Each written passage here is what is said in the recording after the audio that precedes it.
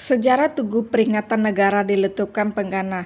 Sempena hari kemerdekaan yang bakal tiba tidak lama lagi, kami ingin kongsikan bersama Anda tentang sejarah dan kisah mengenai Tugu Peringatan Negara. Monumen yang juga dikenali sebagai Tugu Negara dibina sebagai lambang penghormatan kepada perwira negara yang telah berkorban dalam menjaga keamanan Malaysia.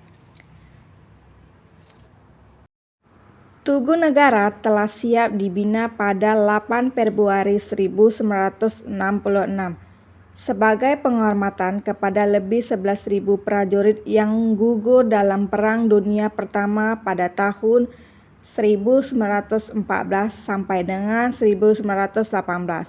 Perang Dunia Kedua 1939 sampai dengan 1945. Dan Darurat Malaya 1948 sampai dengan 1960. Monumen ini terletak di kawasan Taman Tasik Perdana berhampiran bangunan parlimen. Tugu Negara yang asal merupakan sebatang tiang konkrit yang terletak di Jalan Tugu berhampiran bulatan di hadapan stesen kereta api Kuala Lumpur. Tiang asal yang dibina pentadbir British itu kemudian dialihkan ke komplek Tugu Negara. Kini hanya asas tanahnya seluas 10 meter persegi saja yang tinggal. Tugu Negara setinggi 15 meter itu diperbuat daripada gangsa yang direka oleh seorang pengukir Austria, Felix de Veldon.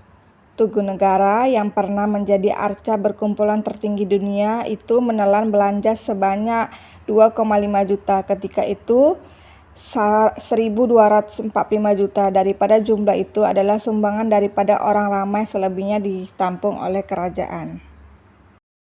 Felix juga bertanggung jawab dalam pembinaan Tugu Peringatan Perang United States Marine Corps di Virginia, Amerika Serikat. Tugu Negara telah diilhamkan oleh Perdana Menteri Malaysia pertama, yaitu Tuanku Abdul Rahman, yang mendapat inspirasi daripada Tugu Peringatan USMC atau dikenal juga sebagai Tugu Peringatan Iwo Jima ketika beliau melawan Amerika Serikat sekitar tahun 60-an.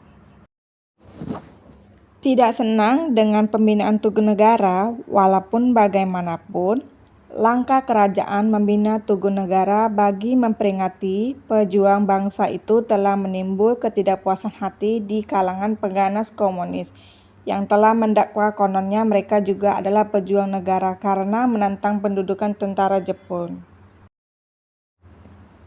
Komunis ketika itu yang sememangnya bencikan kerajaan telah melakukan beberapa siri serangan dalam negara. Tan Sri Abdul Rahman Asimin pada 7 Jun 1974.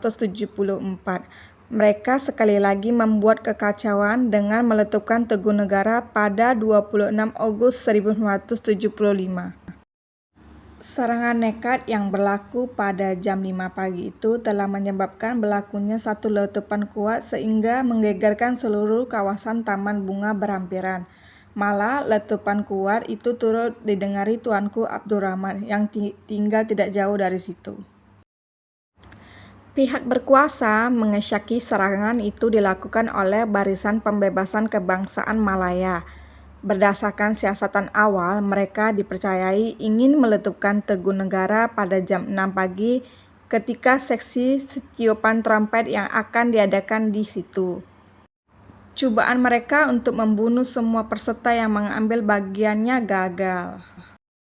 Mengikut laporan utusan Malaysia, salah satu patung gangsa seberat 1 ton telah tercampak ke bawah, manakala 3 lagi patung terputus kepalanya. Unit pemusnah bom polis telah menemukan 2 butir bom lagi yang di tempat kejadian yang belum meletup, serta kesandara dipercayai milik pengganas yang cedera tetapi sempat melarikan diri. Di tempat letupan, polis menemui 2 topi keledar dan 2 helai bendera komunis yang ditinggalkan suspek. Tidak lama selepas letupan berlaku, anggota polis tersempak dengan 2 orang yang dipercayai dalam letupan menaiki motosikal tanpa memakai topi keledar dalam keadaan mencurigakan di tempat simpang Jalan Travers dan Jalan Bangsar Kuala Lumpur. Suspek kemudian melepaskan tembakan ke arah anggota polisi yang coba menahan mereka sebelum menghilangkan diri.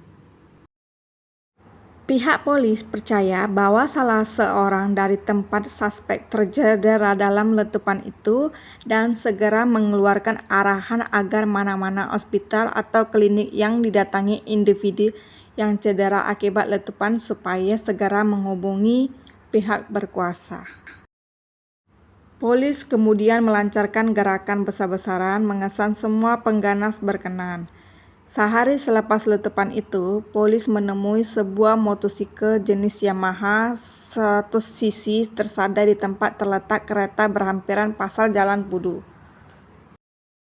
Berdasarkan rekod polis, motosikal itu dipercayai dicuri di flat Jalan Lokyu pada 18 Agustus 1975. Walaupun tidak dapat disahkan sama motosikal itu digunakan pengganas, tetapi jenisnya sama dengan laporan awal tentang motosikal yang digunakan dua pengganas yang melarikan diri setelah berbalas tembakan dengan pihak polis. Pengkhianatan terhadap rakyat dan negara. Menteri Dalam Negeri ketika itu, Tan Sri Ghazali Safi, menyiapkan peristiwa pengeboman itu sebagai satu pengkhianatan terhadap rakyat dan negara karena ia merupakan harta rakyat menjadi lambang kemegahan bangsa dan negara. Pada 5 September 1975, Perdana Menteri ketika itu Tun Abdul Razak telah mengarahkan supaya diadakan kutipan derma untuk menampung perbelanjaan memperbaiki Tugu Peringatan Negara. Kerja-kerja membaik pulih Tugu Peringatan Negara telah siap pada 11 April 1977 oleh Christopher B. Carney, pensyarah Fakulti Seni Lukis dari Seni Reka Institut Teknologi Mara. Beberapa model rakyat tempatan telah digunakan sebagai wajah baru dalam membina sama mula patung-patung prajurit negara yang rosak. Pada 11 November setiap tahun, satu pembarisan hormat yang akan diadakan Tugu Peringatan Negara bagi memperingati prajurit dan pahlawan negara yang terkorban dalam mempertahankan tanah air tercinta.